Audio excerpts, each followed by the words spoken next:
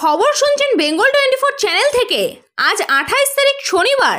জানাবো আজকের গুরুত্বপূর্ণ 60টি তাজা খবর। শুরুতেই হেডলাইন্স। ধর্ষণ করলো একজন, ভিডিও করলো দুইজন। কসবার আইন কলেজের নির্যাতিতা যা জানালেন। বোমা মেরে আলোচনা, পরমাণু চুক্তি প্রসঙ্গে ট্রাম্পের গালে সপাটে চড় ইরানের। পুরীর রথযাত্রায় পদপিষ্ট হওয়ার মতো পরিস্থিতি, আহত অন্তত 581 জন পুণ্যার্থী। আচমকা ধসে পড়ে গোটা বাড়ি, কেরলের কাজে গিয়ে মৃত্যু মালদহের 3 পরিযায়ী শ্রমিকের। ভক্তদের উন্মাদনার মাঝেই দীঘায় শুরু রথযাত্রা, সোনার ঝাড়ু দিয়ে রাস্তা সাফ করলেন মুখ্যমন্ত্রী। প্রথমবারে বিপত্তি, রথের চাকা আটকে গেল দীঘায়। লক্ষণ কিন্তু ভালো নয়, কটাক্ষ শুভেন্দুর। কসবার নির্যাতিতার পাশে থাকার আশ্বাস শশীর। বিজেপিকে ব্রিজভূষণ, সিপিএমকে তাপসীর কথা মনে করালেন কুণাল। আসছে বিস্তারিত খবরে। ফের প্রশ্নের মুখে রাজ্যের নিরাপত্তা। আরজিকর মেডিকেলের পর এবার কসবার ল কলেজ। আরজিকর মেডিকেল কলেজে গণধর্ষণের ঘটনার 1 বছরও পার হয়নি। এরই মধ্যে আরও একটি গণধর্ষণের ঘটনা ঘটল। পুলিশের মতে কলকাতায় এক আইনি ছাত্রীকে গণধর্ষণের অভিযুক্ত 3 জন। নিপীড়িতা ছাত্রী অভিযুক্তদের একজনের বিরুদ্ধে অভিযোগ আনেন বিয়ের প্রস্তাব প্রত্যাখ্যান করাতেই তার উপর যৌন অত্যাচার করা হয়। সেই রাতে ছাত্রীকে জোর করে কলেজ ক্যাম্পাসের একটি নির্জন ঘরে নিয়ে যাওয়া হয়। সেখানেই তার সঙ্গে চলে শারীরিক ও মানসিক নির্যাতন। এই মামলায় এক অভিযুক্তকে ধর্ষণ করেছে তার 2 সঙ্গী। একজন ধর্ষণ করেছে, বাকি 2 জন সাহায্য করেছে বলে দাবি। তবে এক্ষেত্রে 3 অভিযুক্তর বিরুদ্ধে গণধর্ষণের অভিযোগ ব্যবস্থা নেওয়া হবে। সাউথ ক্যালকাটা ল কলেজের প্রাক্তন ছাত্র এবং আরও 2 ছাত্রের সঙ্গে 25 জুন এই অপরাধটি ঘটায়। নির্যাতিতার অভিযুক্ত তাকে জোর করে একটি ঘরে নিয়ে গিয়ে ধর্ষণ করে। ভুক্তভোগীদের দায়ের করা অভিযোগ অনুসারে তিনি একজন অভিযুক্তর বিয়ের প্রস্তাব প্রত্যাখ্যান করেছিলেন। এরপর অভিযুক্ত তাকে জোর করে কলেজ ক্যাম্পাসের একটি নির্জন ঘরে নিয়ে যায়। সেখানে অভিযুক্তদের একজন তাকে পোশাক খুলে ধর্ষণ করে।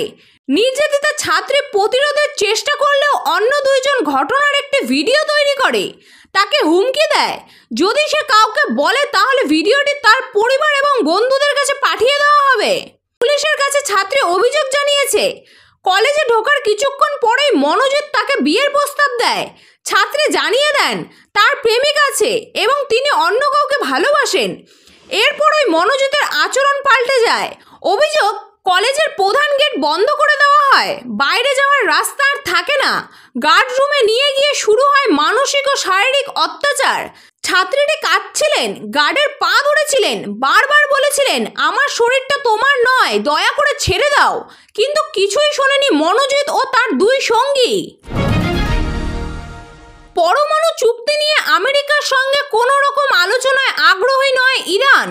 মার্কিন প্রেসিডেন্ট ডোনাল্ড ট্রাম্পের দাবি খারিজ করে স্পষ্ট জানিয়ে দিলেন ইরানের বিদেশমন্ত্রী আব্বাস আরাঘচি। জানালেন, আমেরিকা আমাদের পরমাণু স্থাপনায় 30,000 পাউন্ডের বোমা ফেলেছে। এরই সঙ্গে সমস্ত আলোচনার রাস্তা বন্ধ হয়ে গিয়েছে।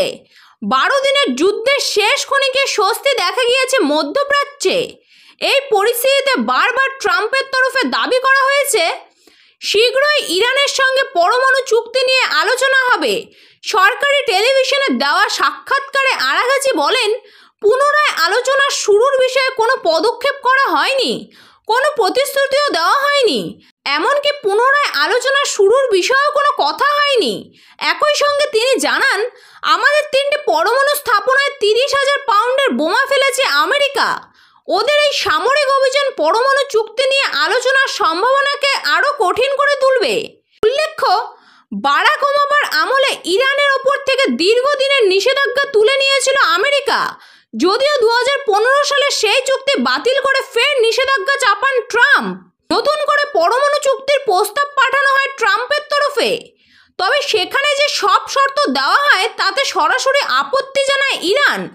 অতঃপর ইরান ইসরায়েলের যুদ্ধে আমেরিকার প্রবেশ ও বোমা হামলায় নয়া পরমাণু চুক্তির রাস্তায় বেঁকে বসল খামেনির দেশ। পুরীর রথযাত্রায় ভয়াবহ দুর্ঘটনা, ব্যাপক ভিড়ের চাপে পদপিষ্ট হওয়ার মতো পরিস্থিতি তৈরি হলো ঐতিহ্যবাহী এই ধর্মীয় উৎসবে।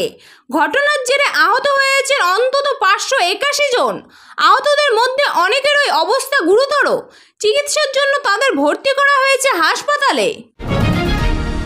কেরলে কাজে গিয়ে মৃত্যু বাংলার 3 পরিযায়ী শ্রমিক। সেখানে দুর্ঘটনায় প্রাণ গেল 3 জনেরই। তাদের প্রত্যেকেরই বাড়ি মালদহের বৈষ্ণবনগরে। জুম্মাবারেই বাড়িতে পৌঁছলো শোক বার্তা। রাজ্য সরকারের উদ্যোগে 3 পরিযায়ীর দেহ ফেরানো হচ্ছে মালদহে। মৃতদের নাম আলিম শেখ, রবিউল ইসলাম ও রবিউল শেখ। তারা বৈষ্ণবনগরের বাসিন্দা। কোরবানি ঈদের পর কেরলের ত্রিশূর জেলায় দিনমজুরের কাজে গিয়েছিলেন। নির্মাণ শ্রমিক হিসেবে তারা সেখানে দিনমজুরি করেছিলেন। একটি বাড়িতে ভাড়া থাকতেন। শুক্রবার সকালে সেই বাড়িটি ধসে পড়ে বলে খবর। ওই বাড়িতে সাধারণত বাঙালি পরিযায়ী শ্রমিকরাই ভাড়া থাকতেন। ঘটনার সময় বাড়িটিতে প্রায় 12 জন শ্রমিক ঘুমিয়েছিলেন। ধ্বংসস্তূপের নিচেই চাপা পড়ে ঘটনাস্থলে মৃত্যু হয় মালদহের 3 শ্রমিকের। দমকল ও পুলিশ বাহিনী যৌথ অভিযান চালিয়ে তাদের দেহ উদ্ধার করে। আলিমের স্ত্রী হুসনে আরা বিবি 3 সন্তানকে পাশে নিয়ে কাঁদতে কাঁদতে বলেছিলেন, আমাদের পথে ভাসিয়ে দিয়ে চলে গেল। 3 সন্তানকে কিভাবে মানুষ করব? মৃত রবিউল ইসলামের বাবা ফিরোজ আলী বলেন, কয়েকদিনের কাজ করে কিছু টাকা জমিয়ে বাড়ি ফিরতে চেয়েছিল। ছেলেটা আর ফিরে আসবে না। কেরালায় যাওয়ার আগেও স্থানীয় হাটে দিনমজুরি করত রবিউল শেখ, কিন্তু পরিযায়ী শ্রমিক হিসেবে কাজ করতে যাওয়াটাই যেন কাল হয়ে গেল। তার হতভাগ্য বাবা আব্দুল মাল্লান বলেন, কিছু উপার্জনের জন্য গিয়েছিল, কিন্তু সইল না। ছেলেটা লাশ হয়ে ফিরবে ভাবতেই পারছি না। কালিয়াচক 3 নম্বর ব্লকের বিডিও সুকান্ত শিকদার জানান, রাজ্য সরকারের তরফে ওই 3 শ্রমিকের দেহ আনা হচ্ছে। পরিবারগুলোকে সাহায্য করা হবে। দীঘায় জগন্নাথ ধাম উদ্বোধনের পর প্রথম রথযাত্রা, উন্মাদনা তুঙ্গে। ঢল নেমেছে ভক্তদের। এলাকায় শুরু উৎসব। রথযাত্রার অন্য রূপ দেখল সৈকত নগরী। সোনার ঝাড়ু দিয়ে রাস্তা পরিষ্কার করে রথযাত্রার সূচনা করলেন মুখ্যমন্ত্রী মমতা বন্দ্যোপাধ্যায়। এই সোনার ঝাড়ু মুখ্যমন্ত্রীর মন্দিরে দান করেছিলেন, তাই দিয়েই সূচনা করলেন। জগন্নাথ দেবকে রথে তোলার সময় উচ্ছ্বাসে মেতে ওঠেন ভক্তরা। ভক্তদের কাঁধে চেপে রথে ওঠেন মহাপ্রভু। প্রচুর বিদেশি সমাগম হয়েছে দীঘায়। রথযাত্রাকে কেন্দ্র করে ভক্তদের উন্মাদনা তুঙ্গে। প্রভুকে রথে তুলতে কাঁসর করতাল বাজিয়ে কীর্তন শুরু করেন তারা। রাস্তা জুড়ে তারা কীর্তন করতে করতে যাবেন। রথের দড়িতে টান মুখ্যমন্ত্রী মমতা বন্দ্যোপাধ্যায়ের। সঙ্গী মন্ত্রী অরূপ বিশ্বাস, সুজিত বসু। রাস্তার ধারে দাঁড়িয়ে রথ টানলেন তিনি। রাস্তার 2 পাশে ব্যারিকেড করে দেওয়া হয়েছে। 2 পাশে ভিড় সাধারণ মানুষের। এগিয়ে যাচ্ছে জগন্নাথের রথ। দীঘাতেও জগন্নাথ দেবের নাম নন্দী ঘোষ। পরপর রয়েছে জগন্নাথ, বলরাম, সুভদ্রার রথ। এগিয়ে যাচ্ছে মাসির বাড়ির দিকে। অক্ষয় তৃতীয়ায় মন্দির উদ্বোধনের পর প্রথমবার রথযাত্রা পালন করা হলো দীঘার জগন্নাথ মন্দিরে। তাই এবারের রথযাত্রা নিয়ে আলাদাই উন্মাদনা ছিল বিভিন্ন মহলে। যদিও বিরোধীদের তরফে এই নিয়ে কম কটাক্ষ করা হয়নি। আর এবার প্রথম রথযাত্রায় এমন ঘটনা ঘটল দীঘায়, যা নিয়ে শুরু হয়েছে আলোচনা। ভিডিও শেয়ার করে সাবধানবাণী দিয়েছেন বিরোধী দলনেতা শুভেন্দু অধিকারী। দীঘায় রথযাত্রার প্রস্তুতির তদারকি করতে 2 দিন আগেই সেখানে পৌঁছে গিয়েছিলেন মুখ্যমন্ত্রী মমতা বন্দ্যোপাধ্যায়। পুরীর আদলে জগন্নাথ দেব, বলরাম এবং সুভদ্রা দেবের জন্য 3টি আলাদা রথ তৈরি করা হয়েছিল। কাটায় কাটায় 2:30টার সময় টান পড়ে রথের রশিতে। তার আগে সোনার ঝাড়ু নিয়ে রথের সামনে রাস্তা ঝাড় দিতে দেখা যায় মুখ্যমন্ত্রীকে। এতদিন ঠিকঠাকই ছিল সব কিছু, কিন্তু হঠাৎ করেই রথের চাকা আটকে যাওয়ার অভিযোগ উঠেছে। এক্স হ্যান্ডেলে একটি ভিডিও পোস্ট করে এমনকি দাবি করেছে বিরোধী দলনেতা শুভেন্দু অধিকারী। একটি ভিডিও পোস্ট করে বিস্ফোরক অভিযোগ করেছেন তিনি। ভিডিওতে দেখা গিয়েছে রথের চাকায় কিছু একটা সমস্যা হওয়াতে আটকে যায় সেটি। কারিগররা এরপর একটি হাতুড়ি নিয়ে যান। রথের চাকার কাঠের খাঁচাটি খুলে যাওয়ায় সেটিকে সরানোর চেষ্টা করা হয়। তারপর কয়েকজন মিলে রথ ঠেলতেও দেখা যায়। এদিন দুপুর 2:30টা নাগাদ রথযাত্রা শুরু হয় দীঘায়। তার আগে 3টি রথের সামনে আরতি করেন মুখ্যমন্ত্রী। রথের সঙ্গে সঙ্গে কাঁসর বাজাতে বাজাতে হাঁটেন তিনি। সঙ্গে ইসকনের সন্ন্যাসীরাও ছিলেন। রাস্তার দুধারে ব্যারিকেডের পাশে জনতাদেরও ভিড় ছিল এদিন উপচে পড়া।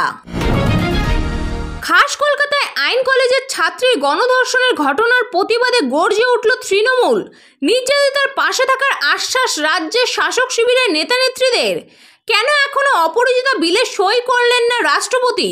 সাংবাদিক বৈঠক করে সে প্রশ্ন তুললেন শশী পাজা। গণধর্ষণের মতো ঘৃণ্য অপরাধ নিয়ে রাজনীতি করার অভিযোগে বিজেপিকে বৃজভূষণ এবং সিপিএমকে তাপসী মালিকের কথা মনে করালেন কুণাল ঘোষ। শশী পাজা বলেন, সমবেদনা জানানোর ভাষা নেই। আইন ছাত্রীর ওপর যারা ঘটনাটি ঘটিয়েছে তাদের জেলে পাঠানো হয়েছে। নির্যাতিতার পাশে আছি। বিরোধীদের খোঁচা দিয়ে তিনি আরও বলেন, অপরাধ হবে আর তা নিয়ে রাজনীতি হবে, এটা চলতে পারে না। যারা রাজনীতিতে দেউলিয়া তারা বিভিন্ন ব্যাখ্যা করেছে, সোশ্যাল মিডিয়ায় কাটাছেড়া চলছে।